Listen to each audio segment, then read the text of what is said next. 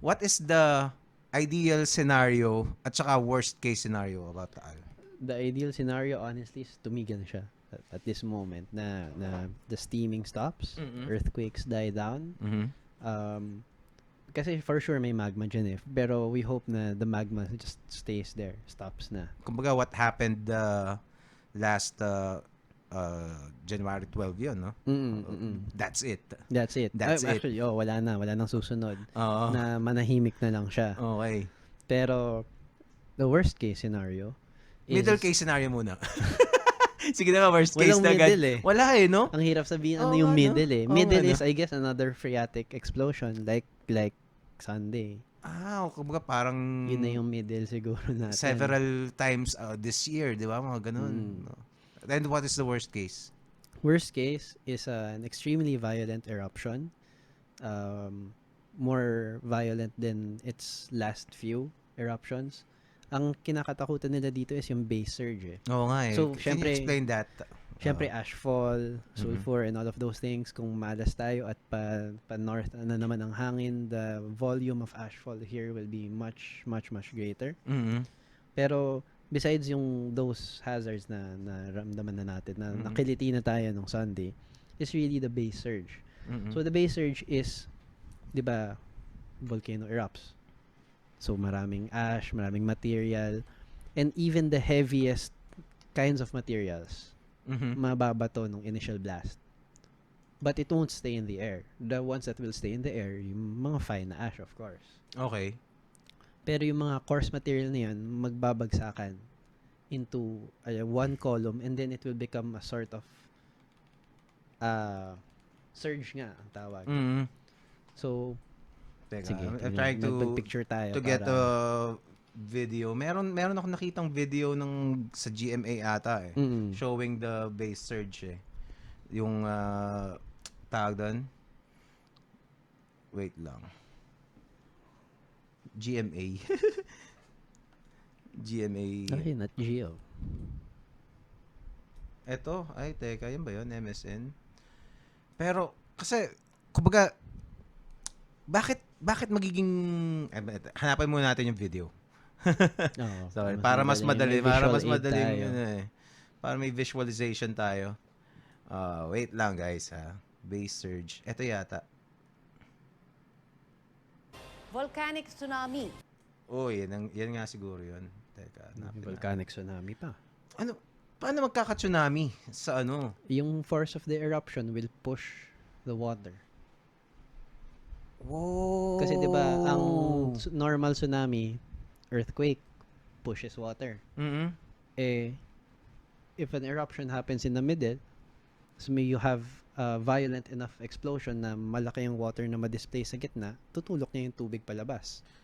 Well, I think you can do a little experiment. Let's say isang timba, may tubig ka diyan.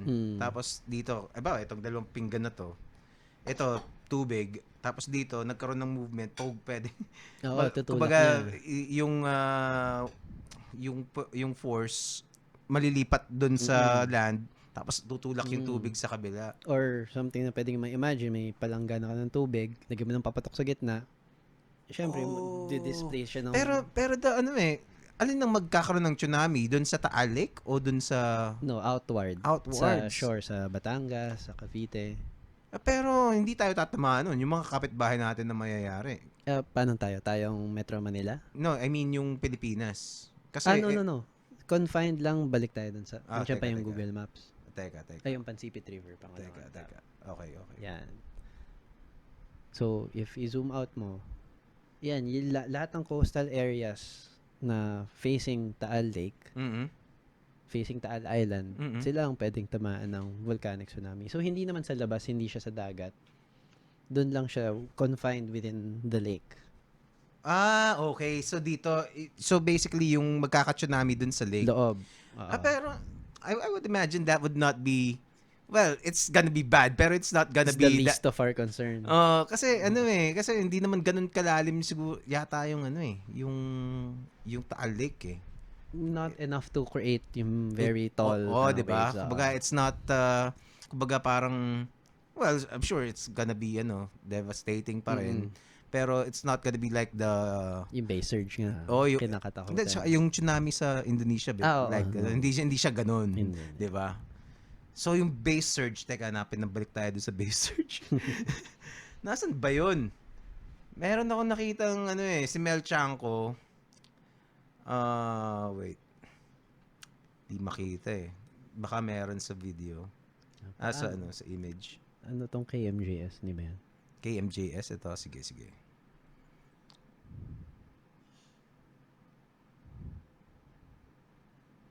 Ay, Wala. Base surge dito. Ano ba, 24 oras? Base surge. Or kahit hindi Taal related. Basta okay, sige. Base surge, nga, sa bagay, no? Correct. This one? Yang gumagapang sa sahig. Ito? So, ito? if yan.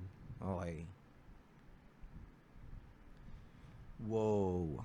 So, di ba, yung ito, kunyari, freeze that. Yung nasa taas, yun yung fine. Okay lang yan. Dadalit yun ng hangin, palayo, paakyat. Yung nasa baba, yun yung mabigat. Tapos, tuloy-tuloy yan na mabibigat na tinutulak palabas. Oh my God. Kutsa, abutan ka talaga, no? Oo. And how fast does this go? Faster than, ang sabi nila is greater than 60 kilometers per hour. So, kahit siguro ma-outrun mo siya na 100 to 120 kilometers per hour ka na sa sasakyan. Pero syempre, in provincial roads, hindi mo magagawa yan. So, yun. It's nearly impossible to outrun. Ito, mabagal pa to eh. So, ang na-expect nila sa Taal, if it erupts, yun nga, yung initial material na mabigat, lalabas, babagsak, tapos tulak palabas. Oh, okay. I see. Kumbaga para kang naghagis ng lupa sa ere. Na marami. Tapos biglang mag-spread out siya pag bagsak niya. Yes, exactly. Ayun, pag nag-ano ka ng buhangin, tapos binagsak mo, di ba may parang poof na pag ganon? Yun, pero heavy, hot, molten material. Tapos, kumbaga sunog ka talaga. Oo. Sunog ka talaga dyan. Grabe, saan to? Guatemala? Whoa. And they can travel further and faster. That's what happened to Pompeii? Yes. Base surge. Pompeii, yung mga naka-freeze. Naka-freeze. So may kumakalat nga ngayon na article, di ko alam kung dahil sa Taal na yung utak daw nung guy naging glass dahil sa init nung surge. Grabe! Na-liquefies, naging glass. Actually, mga ganyan, parang mapapaisip ko, baka pwedeng totoo diba? Weirder than fiction. Baka pwedeng totoo pero parang that sounds bullshit, pero pwede rin totoo Kasi sobrang init talaga niyan. Grabe. So, anbawa, naisip ko lang na scenario, no? Anbawa, meron pa ring mga taong nandun sa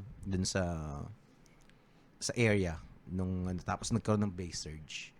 Pag halimbawa, pumunta ka nagtago ka dun sa ilalim ng tubig ng Taal Lake, makaka-survive ka kaya dun? Kung may scuba ka. Pero kasi yung immediate upper part ng water, magbo-boil din yun. Siyempre, kasi it's in contact with molten material na rumaragasa eh. Hindi ko kasi alam kung gaano kalalim yung Taal mismo, pero nakapagkayak ako doon. Parang parang kitang-kita mo pa yung ilalim diba? So parang hindi ganun kalalim. Diba? So baka magiging nilaga ka doon kung nakascuba. Pero hindi ka pwedeng halimbawa meron kang kawayan. Snorkel. Wala, matutunaw rin yung kawayan mo. Grabe, sana wala namang abutan ng ganun. So, pero the tricky thing about this volcano kasi, this eruption is hindi mo alam kung kung mangyayari siya. How parang hindi mo siya what's the word? Unpredictable. How unpredictable is it? Parang ang Taal.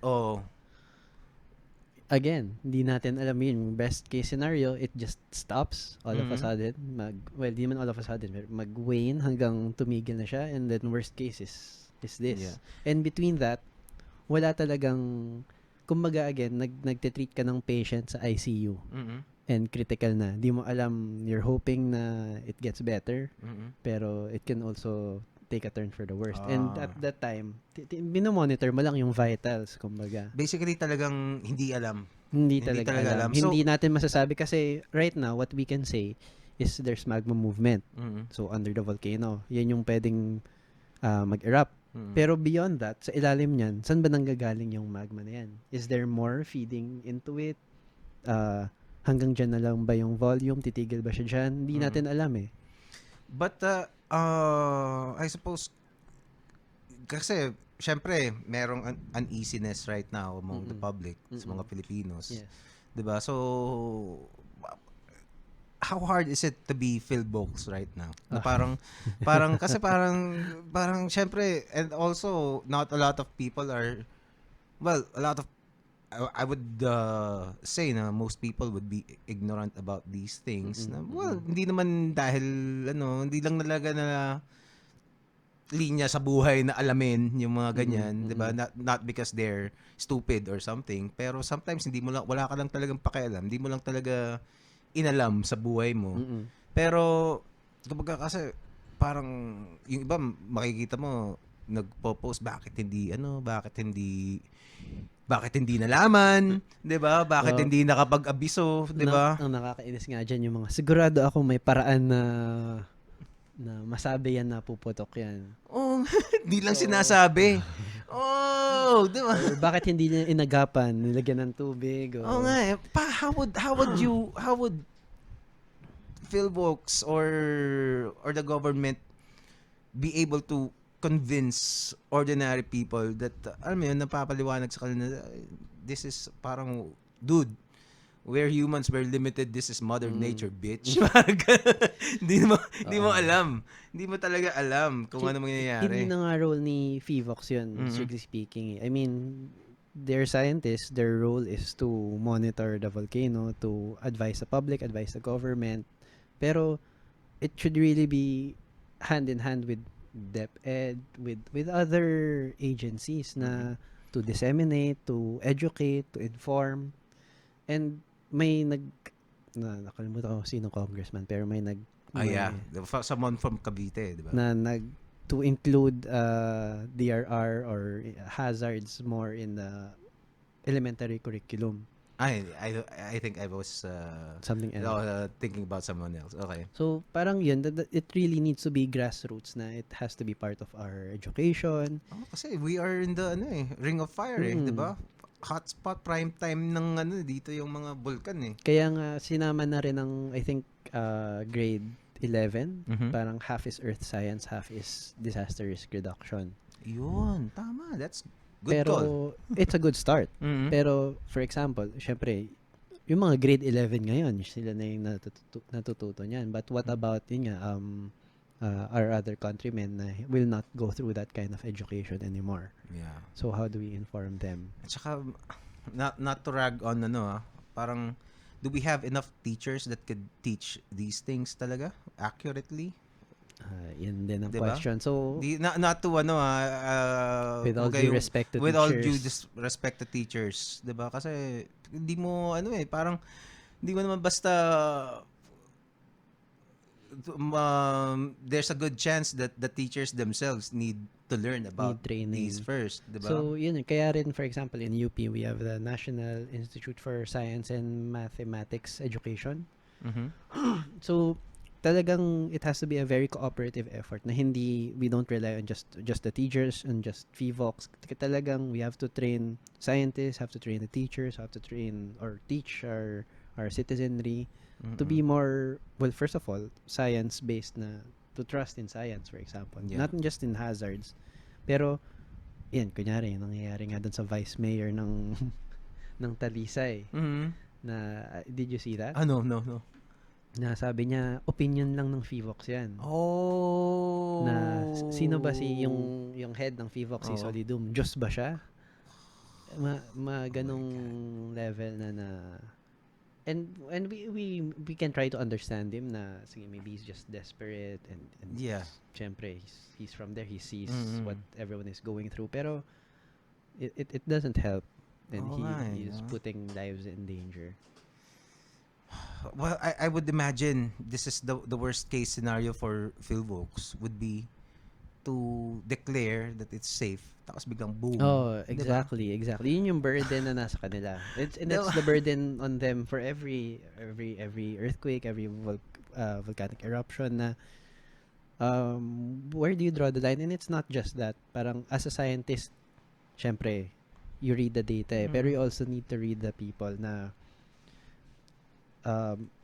on one hand, Phivox has to consider the safety of the pero on the other hand, they also have to think na it's on them to determine how long people will stay in evacuation centers, which are not the best places diba? to stay in, diba? Yeah. Napakahirap nung the choice they have to make. Can you imagine us right now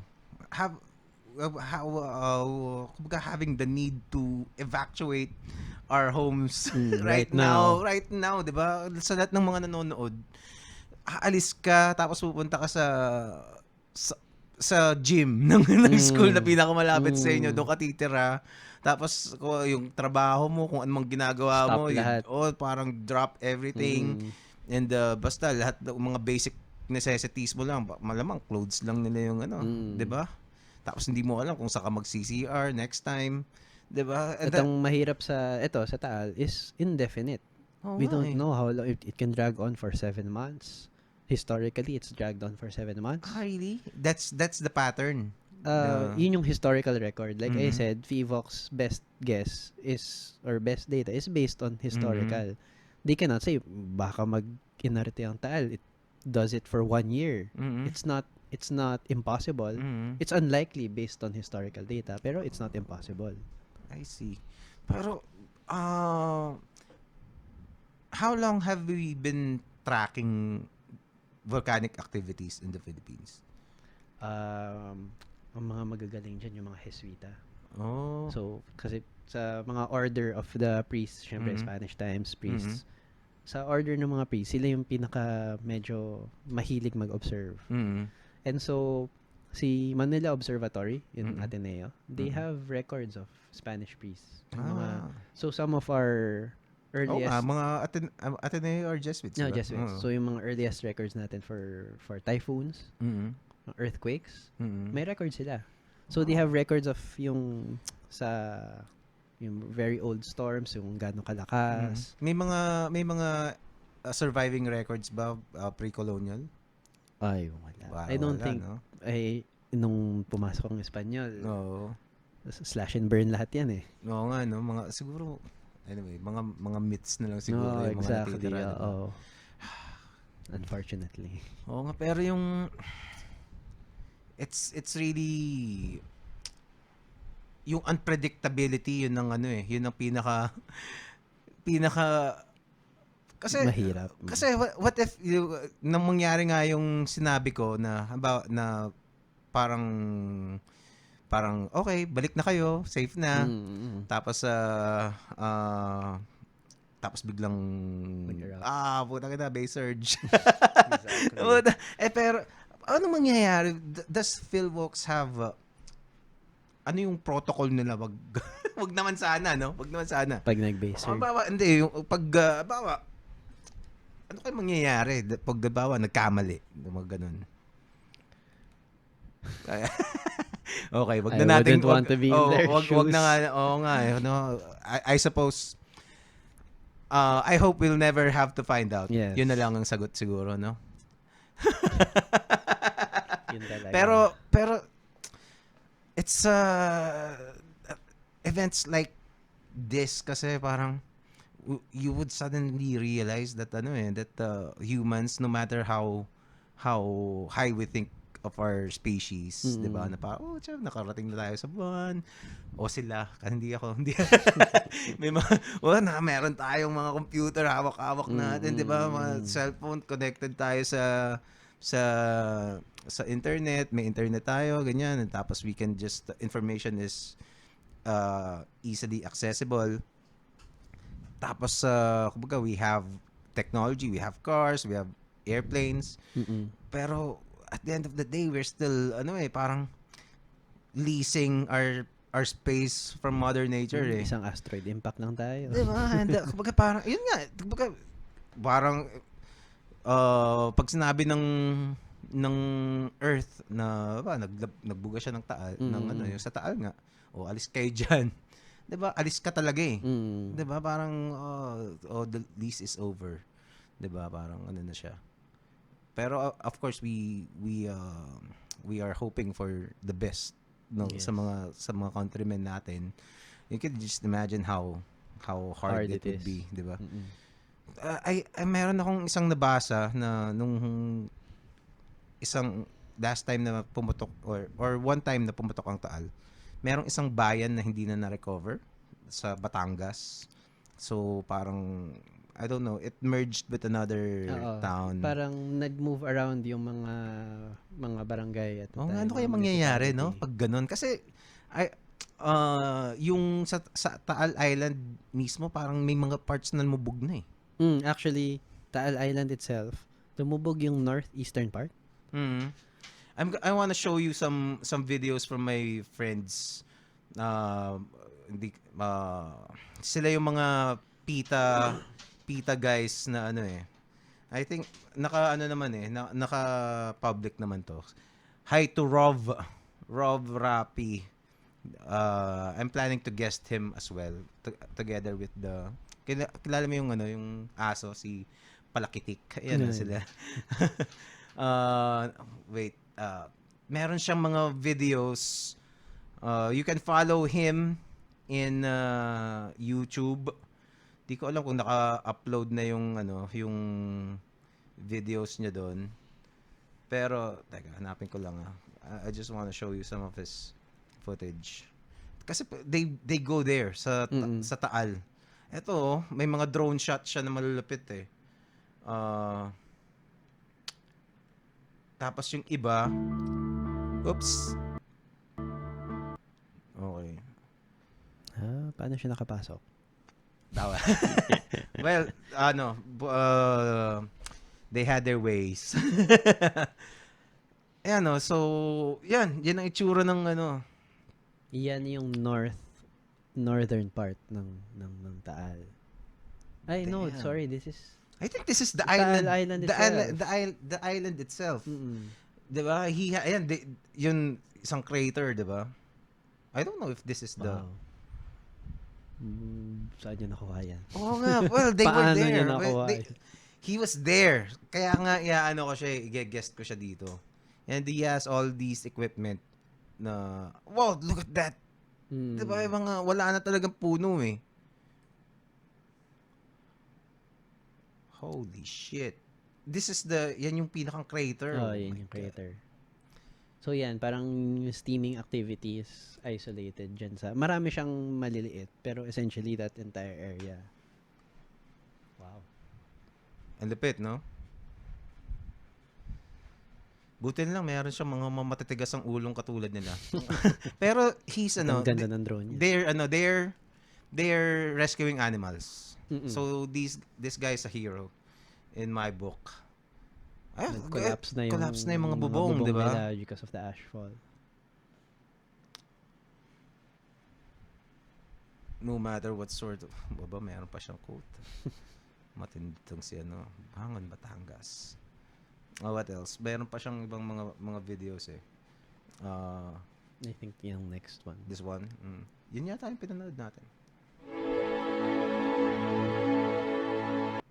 Tanggalin natin ng sound.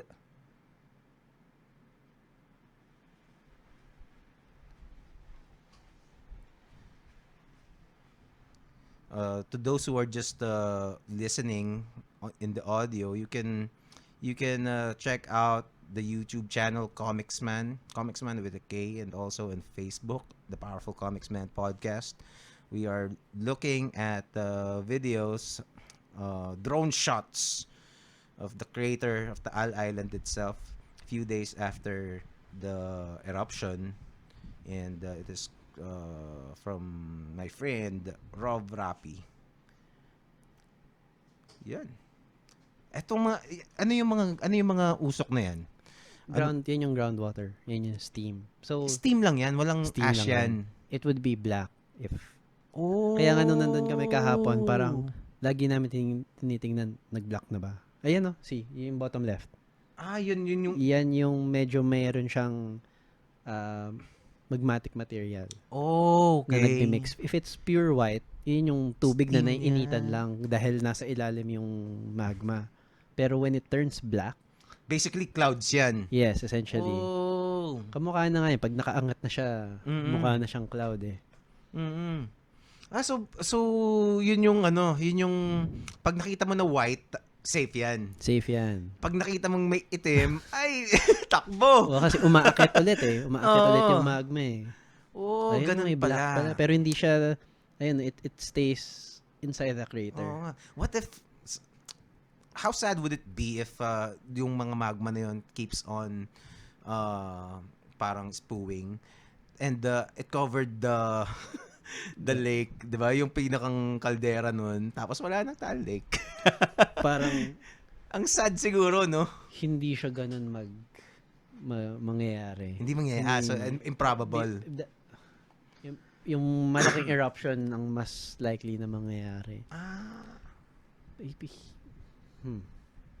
Pwede siguro, pero unlikely. Kumbaga parang ganyan lang. Parang tapos unti-unti. Either that or yung malaki na talaga. Does the water in Taal Lake aggravate the situation or irrelevant siya?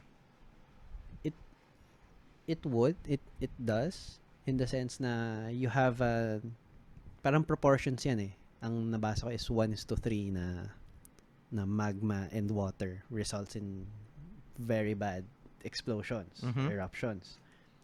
So, since marami tayong water source sa taas, if there's also plenty of magma source sa ilalim, and they mix together in the worst possible way, then violent eruption. So it's possible na magkaroon ng chemical reaction that would make the eruption more violent.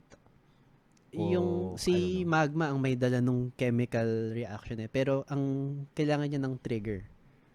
And it can be either gas buildup or contact with water. So, pwedeng hindi siya mag-contribute if, let's say, lahat nung pagbuelo nung eruption is underneath. So, kunyari, gases lang ang purely nag-fuel sa kanya. Pwede rin yun. Mag-erupt siya because of a buildup of volatile gases. Pero, kunyari, may mag-fracture, a lot of magma breaks through and makes contact with the abundance of water on the surface, eruption din yun na malaki.